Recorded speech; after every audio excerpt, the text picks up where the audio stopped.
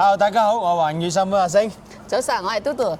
係啦，嘟嘟姐同早晨都似唔係好早噶咯。都算啦，太陽仲喺東邊啊。今日咧同大家咧都係睇翻羅湖口岸嘅物業啦。係。咁右手邊呢一度咧就係羅湖口岸同埋深圳火車站啦，再包括埋9號線嘅地鐵口咧都係喺我哋嘅右手邊方向。咁依家呢一個片區咧再次升級咗少少咧，就係呢一個全季酒店咧。都係過嚟投資進駐啦，因為依家大家無論係港人北上或者係我哋南下都好，咁都係處於一個好火熱嘅狀態啦，同埋數據嚟講係穩步上升嘅。大家好多人有嘅一個投資方咧，都係過嚟投資口岸物業。包括我哋會展閣有人捨得買12間咧，都係一個好誇張嘅數據嚟嘅。開咗好多酒店喎。係啦。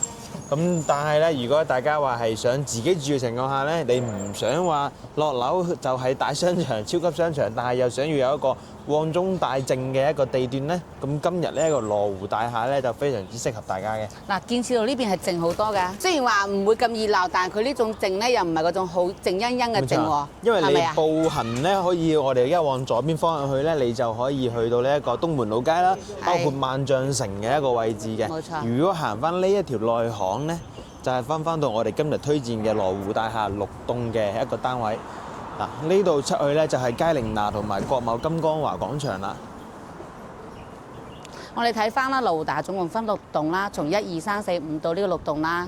外牆就係油翻黃色嘅，其實佢原始都係呢個色，比呢個色淺少少，所以佢再油翻嘅時候又油翻咗呢個色。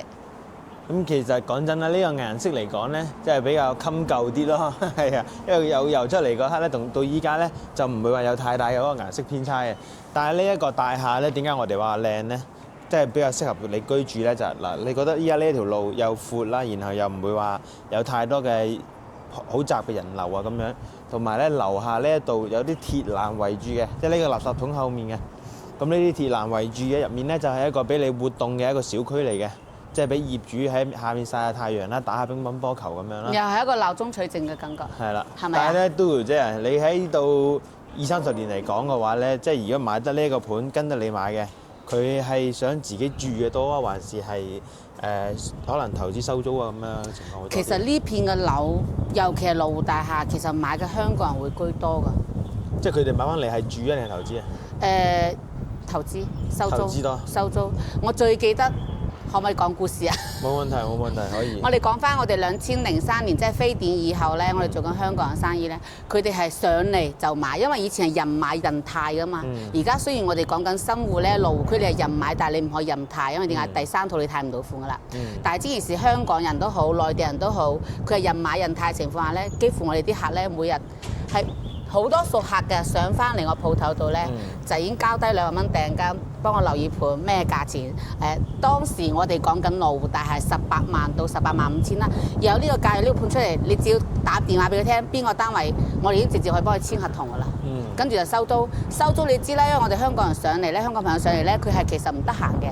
跟住佢話嗱，你幫我打理啦，你幫我買，你幫我打理。咁我哋當時成日都係攞住好多鎖匙，所以都係攞嚟收租嘅。即係收租嘅居多，係。咁而家或者會有，我哋睇翻啦，你上翻去啦，其實搭電梯你聽落都係香港口音㗎啦。係啊。咁我哋咧就事不宜遲上去睇下先。好。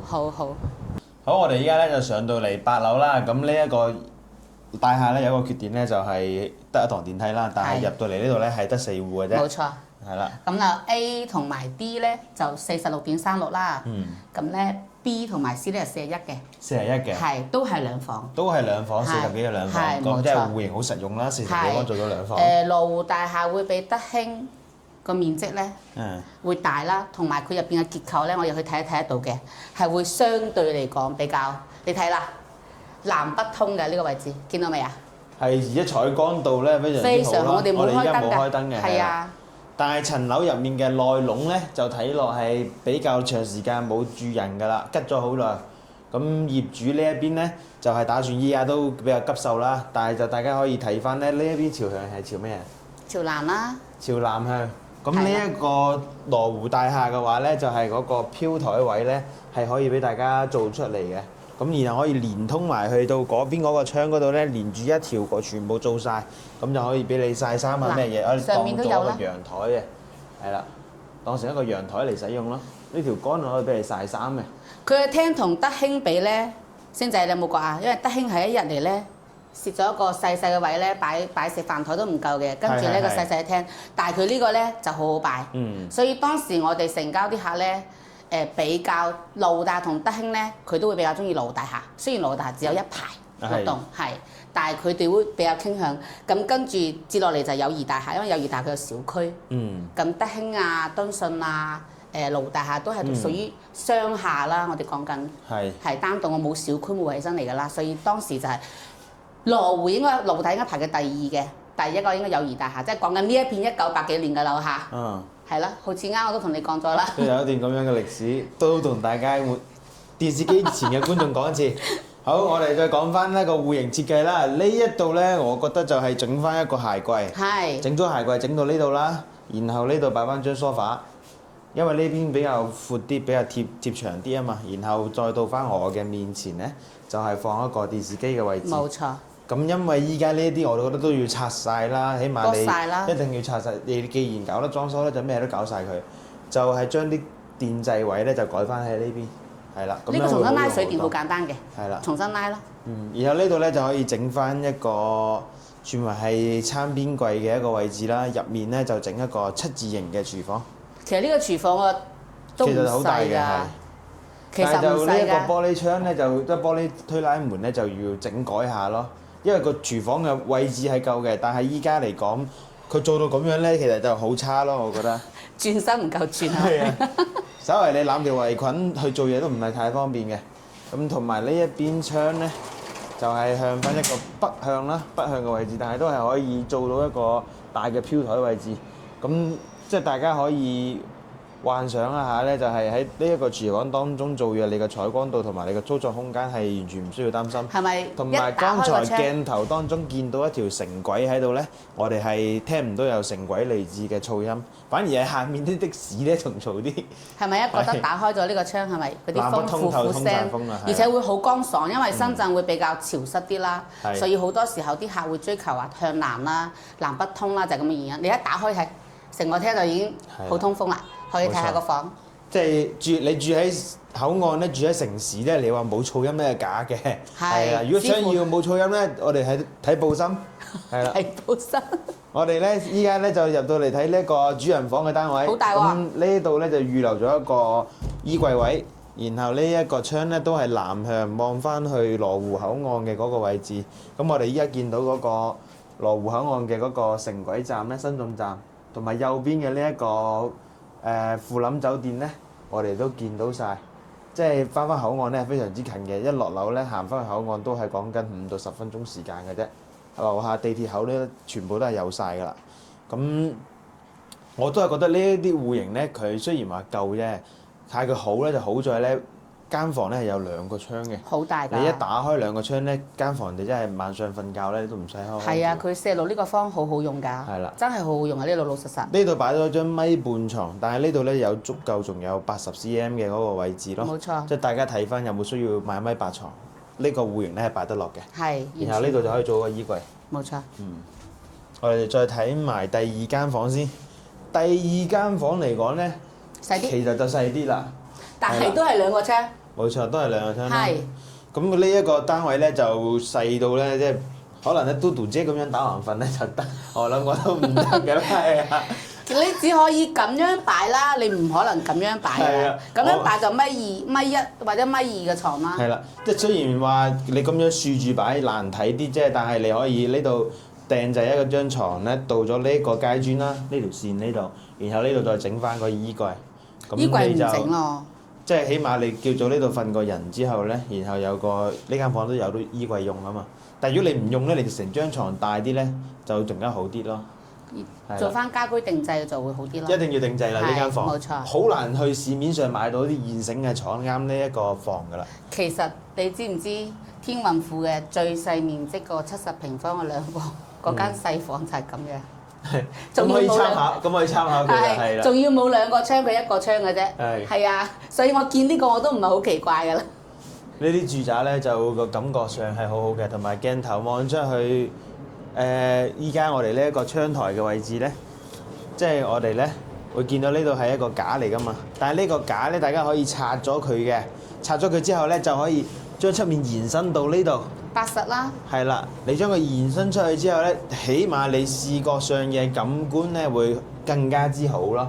咁呢一個戶型咧，好就好在你任何嘅窗咧都係可以搭個飄台出去。係啊，飄出去80應該冇問題嘅。係啦，咁係好多業主已經做咗㗎啦，唔係話我哋隨口噏，係好多人已經做咗嘅。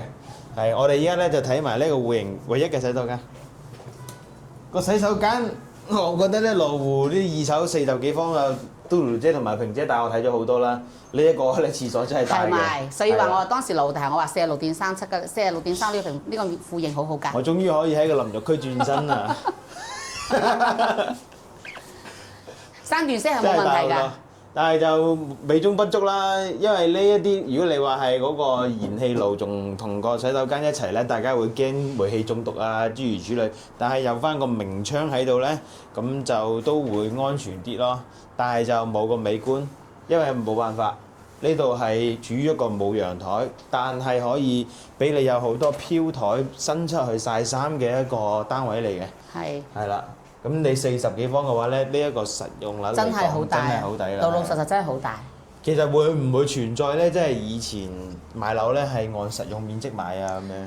當其時呢一片嘅樓都係跟翻香港嘅設計嚟做嘅，所以變相嚟講佢係實用率大好多嘅。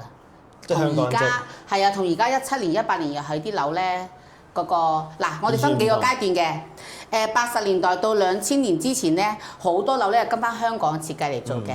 咁跟住2000年到2015年之前，中間呢一段咧，我哋講緊係起啲樓咧係相對嚟講，我哋覺得係居家非常之好嘅。佢嘅我們所得範圍即係實用面積係85%到88%。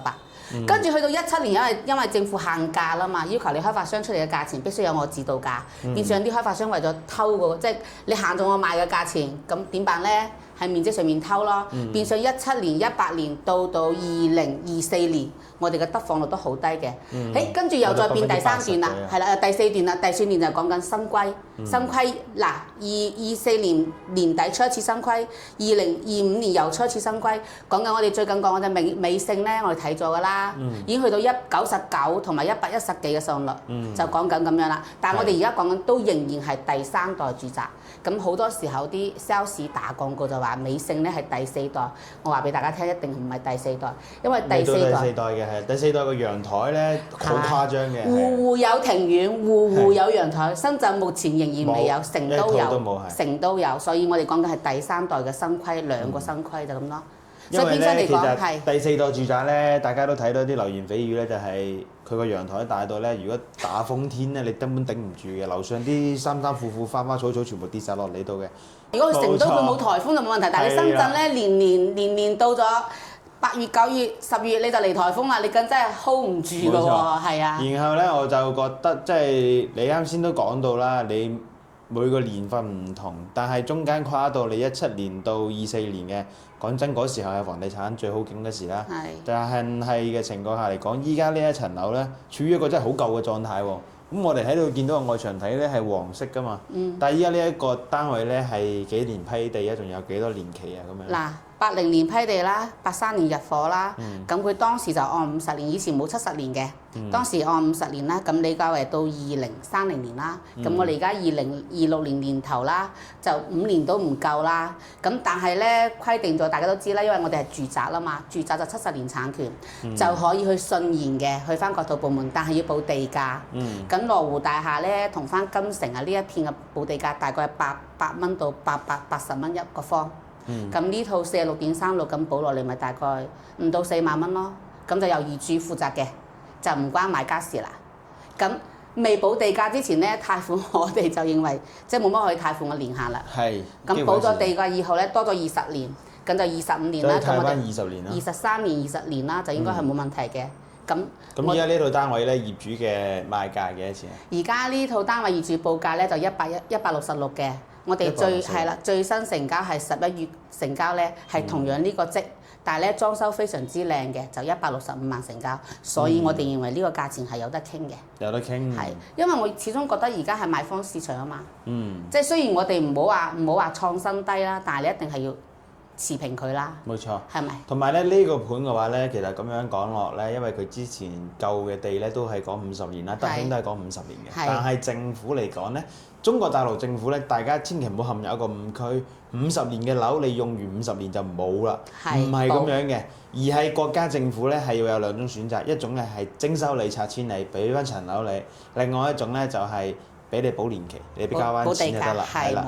咁你嘅地價呢一層樓升值咗，你意味着你嘅地價就要升得更多，但係會喺一個合理嘅範圍內啦。就好似依家呢度咁樣咧，呢一個業主咧佢係要俾3萬幾4萬幾蚊嘅嗰個補地價嘅錢，就可以續多20年。係。咁其實大家唔需要太擔心，因為呢一啲嘢房地產嚟講嘅話咧，係屬於一個安全性嘅一個金融產品嚟嘅。我哋叫剛需。係啦。衣食住行係剛需嚟嘅，即係你唔租就要買啦，你一定有得訂房瞓覺啦。如果我喺呢度嘅話咧，即係我又未急住，但係依家呢度出租就租到噶嘛。如果就依家現狀租出去租幾錢？現狀租咁就肯定，因為你都見有啲甩皮甩骨啦，咁可能4000蚊左緊啦。但係如果你裝修咗，重新租嘅話咧，5000到6000係隨便租嘅，友誼嗰啲細單位都租緊5000、5500㗎啦。咁老老實實呢個單位咧，第一就係就腳啦、冚啦，同埋佢呢個單位係成個羅湖大廈，包括呢一片嘅舊樓中間，佢呢個戶型係非常之有優勢嘅。咁但係咧就層樓真係舊啦。其實夠唔夠嗰啲嘢咧，即係佢嘅主框體咧係冇問題噶嘛。係。咁佢個主體咧，講真，你住100-200年都係住到噶嘛。當時起樓嘅標準係好高噶嘛。係。咁但係咧就大家一定李嘉誠都話，就係買樓主要都係睇地段。冇錯。咁你呢個地段係好適合你翻去到香港入面噶嘛。同埋有2個功能間咯。係啦。佢依家呢個位置咧就係叫做喺金剛華同口岸嘅中間嘅嗰個位置。其實我哋有啲人咧就會中意落樓乜都有，我中意住喺金剛華樓上啦。咁但係有啲人咧就會中意我行2步路到金剛華，但係又唔使住喺金剛華嗰度咁人多車多。冇錯。係啦，咁依家呢一個位置咧就會非常之適合大家嘅。同埋呢個單位我其實講真一句，佢嘅設計呢個格局真係講得好好啦，除咗樓齡舊，我仍然強調呢層樓缺點就係樓齡舊啦，因為管理費唔貴啦，3個8啦，咁你一個月都170幾啫，係咪？咁你係住宅啦，咁你租都有4000、5000、6000都有得租啦，係跟住你有2個功能間啦，你又就腳啦，同埋佢戶型對比翻德興啊、友誼，佢都有好大嘅優勢，因為佢廳好方正，好好用啦，所以變相嚟講，除咗舊啲，即係你接受到舊樓就冇問題，咁講啦嚇，大家，我覺得即係拋出一個好現實嘅問題，多過都同嘟嘟姐傾嘅。你喺得羅湖揀住宅咧，你揀唔到新樓㗎啦，口岸係啊，口岸係啦，你都係要面臨呢一個問題。係口岸。咁你話無非想新啲，你都係新到去10幾20年嘅新銀座㗎啦，係咪先？呢層樓我當時03年我喺呢層樓嘅樓底下，正如果有之前上嚟啲客應該知有個世華地產嘅，我同平姐呢度做同事嘅。其實當其時我已經話，啲樓20年咁舊，但係20年後我又企喺度。冇錯，即係冇辦法，因為你冇晒地啦嘛。你一個土地開發就好似譬如大家喺香港入面，你話喺中環喺旺角，你邊有新樓買啊？你買嚟買去都係買翻呢啲二手樓，即係你買完你唔要啊，俾下一個人買一樣有人接手，係咪先？因為你始終羅湖區近住羅湖口岸嘅呢啲物業咧，你唔使擔心冇人嘅。係一定有人嘅。租係真係唔憂租㗎啦。係啦。因為真係呢個地方太就腳啦，同埋而家好多香港朋友都上嚟消費啊，或者上嚟深港通勤啦，即係所以租係唔需要擔心嘅。其實真係講到租唔使諗，最緊要係大家層樓係保值，唔係話你層樓變成60年、70年嘅時候就唔值錢，而係呢度已經過去咗40年，40年嚟係令到佢係增值咗嘅，成個片區、成個區域增值。咁你話？所有嘅嘢，你冇可能話突然間羅湖區淪陷啊嘛，冇可能嘅事，係咪先？冇錯。咁所以咧，我覺得即係你話揀得口岸物業，呢一啲自走住宅，係啦，預算唔高嘅情況下，冇錯，你唔超200萬嘅話咧，想買住宅，你甚至去到龍崗，你去到光明，你一樣係揀唔到，你根本買唔到。冇錯。而且嗰邊嗰啲位置咧係冇啲咁細嘅積咁剛需嘅積嘅，因為嗰啲起步都要去到80-90方嘅。係70都少啦。冇錯，但係咧，如果大家因為二手嚟講，我哋都係嗰句，你覺得業主嘅叫價係高嘅情況下咧，我哋係可以去幫你哋去傾價，但係希望大家咧係上到嚟睇咗樓之後咧，包括可以相信我哋公司嘅話咧，就俾個誠意金我哋再去同業主傾。咁誠意金嘅呢一啲嘢咧，就係、你俾到我手上，我同業主可以大膽傾到你想要嘅價錢之後咧，呢、一個誠意金就轉為訂金，傾唔到我哋就會退翻俾你。係啦，冇錯就係咁樣嘅流程。係咁嘟嘟姐咧就係喺羅湖呢邊咧做咗20-30年嘅，咁對呢邊嘅地產數據咧就係非常之熟悉嘅。佢如果有興趣嘅話咧，就可以聯繫翻嘟嘟姐啦，包括埋我阿星。咁但係大家如果對我哋呢一條片係覺得 OK 嘅，幫手點個讚，同埋未關注我哋嘅朋友咧就關注一下。仲有咩問題想問嘅咧，就喺評論區留言咯。咁我哋就下期再見啦，拜拜。